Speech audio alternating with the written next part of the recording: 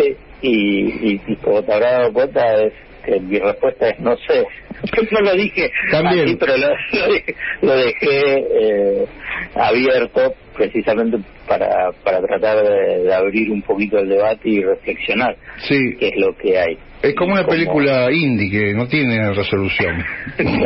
Claro.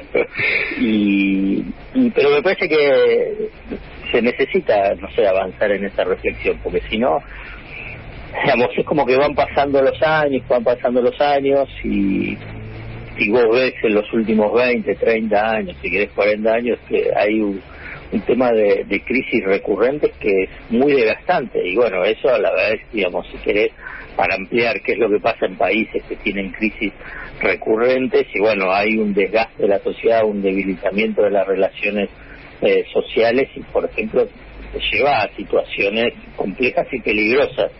Sí. Entonces, los dirigentes en todos los ámbitos, digamos, decir, bueno, existe posibilidad de tratar de construir algo diferente. Bueno, simplemente eso, abriendo el debate, porque, digamos, para hacerlo de una forma sencilla, vos, digamos, sí, es una forma muy esquemática y periodística, no es nada académico ni simplemente que los académicos busquen profundizar matices. Sí. De forma muy esquemática, digo, bueno, la forma de cómo se relacionó los gobiernos con el poder económico fue el sometimiento, el macrismo, el menemismo, de enfrentamiento, el kirchnerismo, y el de la búsqueda del consenso, que es la experiencia que está intentando hacer Alberto Fernández.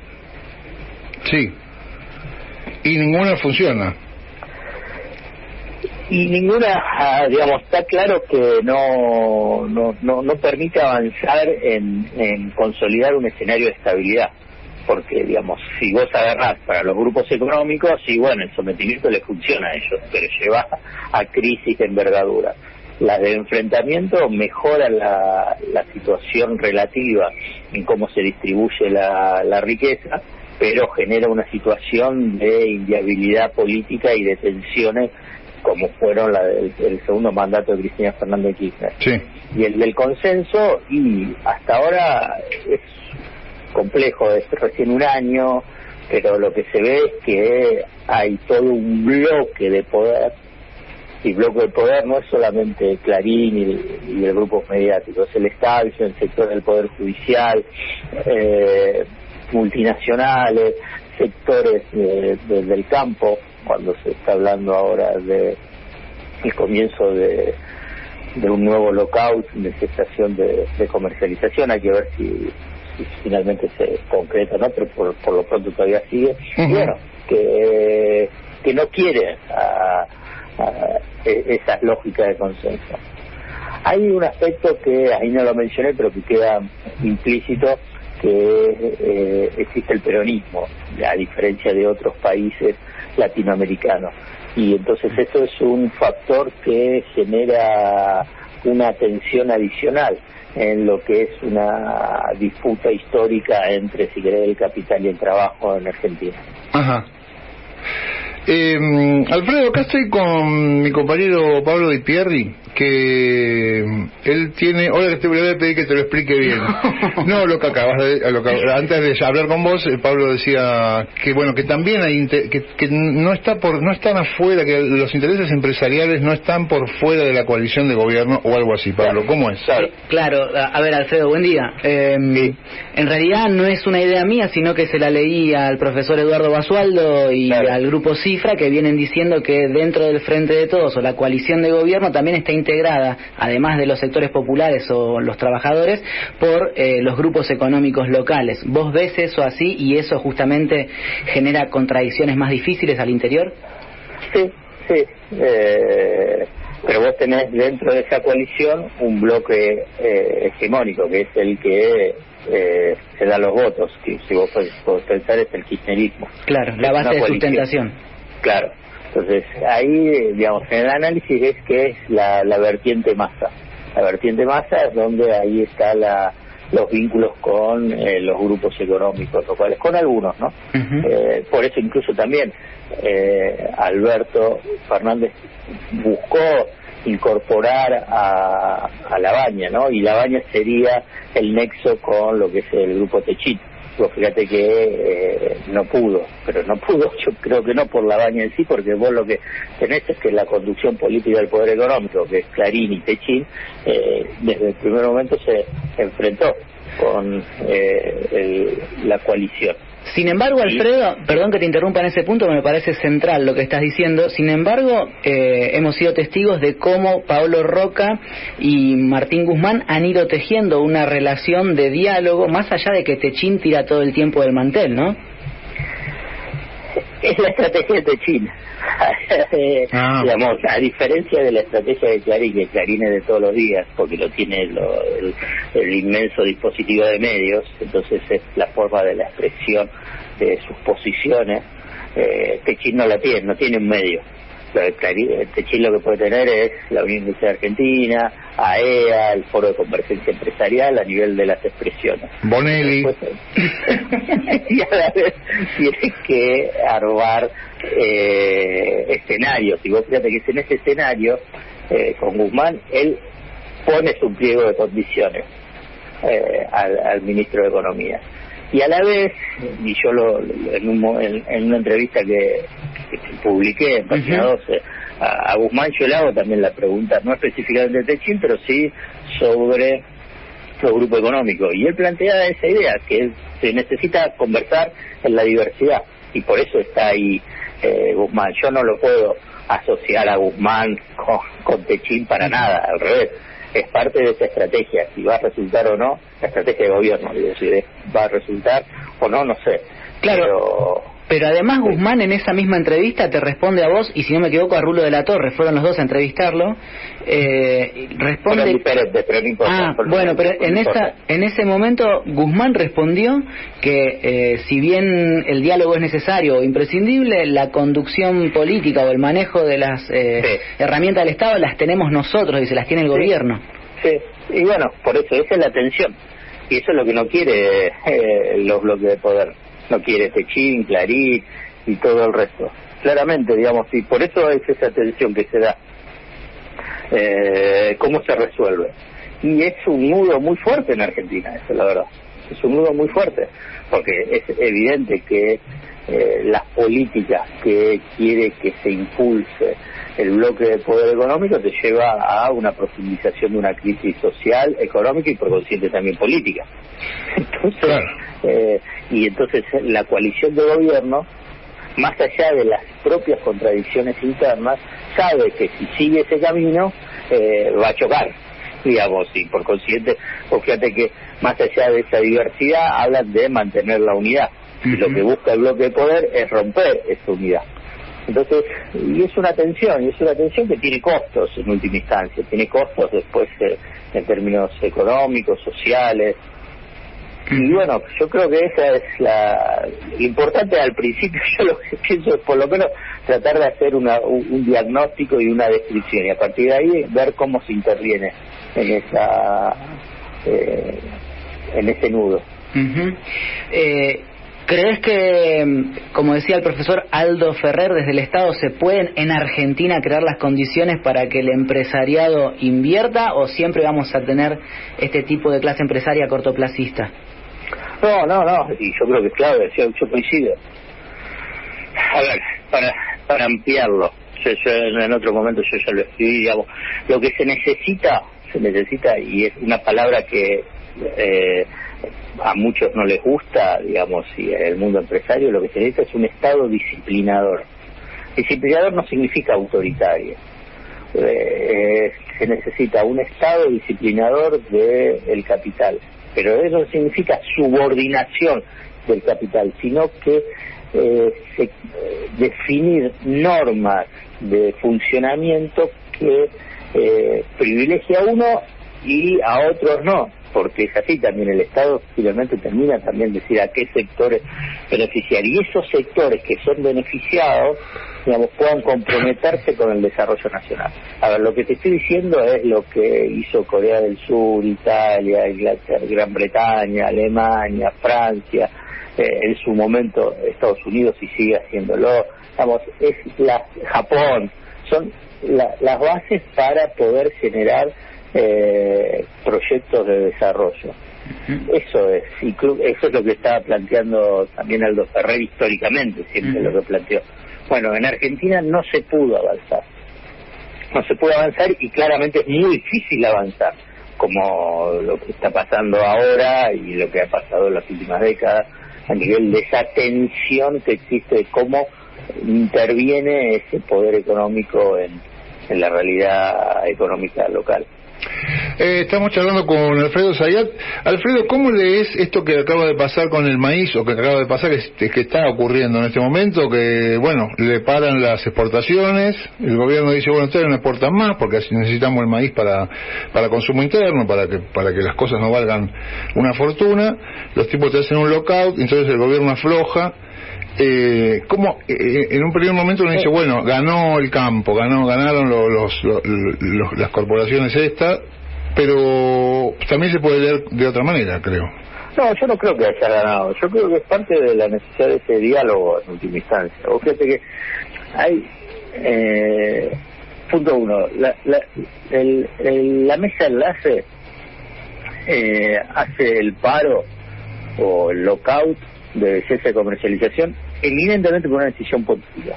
Sí. Digamos, es la excusa para decir, bueno, vamos a movilizar a las bases, mostrar que es un gobierno anticampo, digamos, lo típico, ya de tan repetido ya cansa y ya debería, digamos, saber descubrirse rápidamente cuál es la estrategia, y es esa estrategia, no es otra, no les importa nada, no les importa el pequeño productor, ni el mediano, ni el grande, digamos, en el sentido de pensar la parte productiva. Es eminentemente político y es los sectores más reaccionarios de derecha o de ultraderecha vinculados con el PRO que movilizan el paro, movilizan a ciertas bases del sector agropecuario. Ese es un punto. Después el otro, hay un problema coyuntural vinculado con el maíz. Entonces a partir de ahí decir, bueno, a ver, ¿cómo enfrentás ese problema coyuntural vinculado con el maíz? El gobierno, creo que el 30 de diciembre, o sea, fin de año, digamos, una situación compleja a nivel de, es decir, es el momento de cuando tirar simplemente una resolución, es decir, suspendo temporariamente el maíz. Ajá. Bueno, la verdad que lo que se necesitaba era una mesa de diálogo, que es lo que después se produjo con el Consejo Agroindustrial Argentino. Pero vos lo que planteás es que en un primer momento esa medida fue un poco brutal, digamos, de parte del gobierno. Sí, pero si vos tomás una medida que vas a modificar ciertas normas, ciertas reglas vinculadas con un sector tan sensible, ajá, bueno, por lo menos, digamos, haces esa mesa de diálogo, pero además porque vos beneficiás con esa medida a otros sectores del campo. Claro. A ver, la producción porcina, claro, aviar, leche, huevo, carne vacuna de feedlot, ¿son campo o no son campo? Son campo.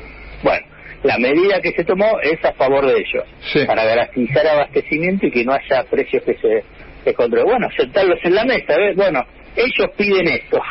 ¿Por qué? Precisamente por precio y por abastecimiento. Entonces es mucho más sencillo, que es lo que pasa con esta mesa que se armó con el Consejo Agroindustrial Argentino, donde ellos también lo reconocen, porque dentro de ese Consejo Agroindustrial Argentino también están todos estos sectores del campo que se benefician con la medida. Claro. Entonces, bueno, me parece que es un poco eso, y finalmente ayer a última hora salió una suerte de acuerdo entre que surgió de esa mesa de diálogo. Lo que pasa es que lo que vos planteás, ese sería un corte mercantilista del tema. O sea, bueno, hay intereses de los tipos que fabrican huevo y intereses de los tipos que fabrican maíz. Pero el interés del Estado es el que la gente pueda comer. Claro. Y bueno, pero vos lo que necesitas, garantizando precio y abastecimiento, es que haya huevo y que los precios de los huevos no se disparen. Sí. Entonces, ahí es el interés del Estado y el interés general. Alfredo, yo consultaba esta mañana fuentes de Federación Agraria que me decían que los granos de maíz ya no los tienen ellos, sino los exportadores de cereales, ¿no? Y vos acabas de mencionar la diferencia que hay entre la mesa de enlace, cuyos representados de alguna forma u otra sí están contemplados en las medidas que el gobierno negocia con la Ciara. ¿Hay que leer esto entonces como una demanda de protagonismo político de parte de la mesa de enlace o de la recreación de un clima 125? Es sobre la mesa de enlace de la Sociedad Rural Argentina y la Confederación Rural Argentina, donde tenés los sectores más reaccionarios y de la ultraderecha en Argentina. Obviamente que también están representados en otros sectores económicos. No sé lo que hace la Federación Agraria ahí, ya desde el 2008 claro. Ya hay una distorsión sobre lo que significa la Federación Agraria y cada vez agudizan más la falta de representatividad política vinculada con los pequeños productores, porque la verdad que durante el año pasado hubo medidas específicas a favor de los pequeños productores vinculados con el tema de retenciones. Pero la Federación Agraria, esto ha sido un capítulo más de su deterioro y de su falta de representatividad real de lo que son de los pequeños productores. Sigue siendo ese furgón de cola de los sectores más reaccionarios en Argentina, cosa que me sorprende mal. No es que lo estoy diciendo que bueno. Eso por un lado. Y por otro lado es esa disputa política, que es lo que mencionaba antes, digamos, es eso de la mesa de enlace. Y la mesa de enlace, la verdad, lo que puede hacer es eso, digamos, tener esa reacción política. Por eso es tan interesante que obviamente que defiende sus intereses la irrupción de ese Consejo Agroindustrial Argentino. No como algo que yo diga son todos bonitos, sino simplemente para tratar de romper exactamente esa lógica que comenzamos a hablar al comienzo. Digamos, la Confederación Rural Argentina, la Sociedad Rural Argentina, obviamente lo que quieren es subordinación, digamos, de los gobiernos. Y además de subordinación es tener el gobierno de derecha o de ultraderecha. Por eso son fanáticos del PRO y del macrismo. Alfredo, y las ROE, este instrumento que te impedía exportar claro, era como lo mismo que pasó ahora, que es una medida puntual, pero estaban funcionando todo el tiempo. ¿Era así con Cristina? Sí, ahora no existen las ROE. Ahora lo que se está buscando es tratar de garantizar el abastecimiento, y es un problema en Argentina el tema porque Argentina exporta, eso es ya histórico de la economía argentina, que exporta la canasta de alimentos que se consumen. Claro. Y bueno, entonces es claro que se necesita tener una mesa de diálogo para eso. Hay que garantizar el abastecimiento en el mercado interno y con precios que se desacoplen de los precios internacionales, más aún cuando están en alzas como ahora. Sí, están carísimos. Ahora, ¿y las ROE no eran mejor que esto? No sé, ya me mataste. No sabes. Ahí a nivel específico sobre una u otra medida. A mí me parece que las medidas son buenas más allá de si son bien diseñadas, es que puedan ser aceptadas y puedan ser definidas y que después se puedan cumplir. Creo. ¿Vos ves que siguen las perspectivas positivas para el 2021 en cuanto a crecimiento? Sí, con un supuesto muy fuerte, que vos tengas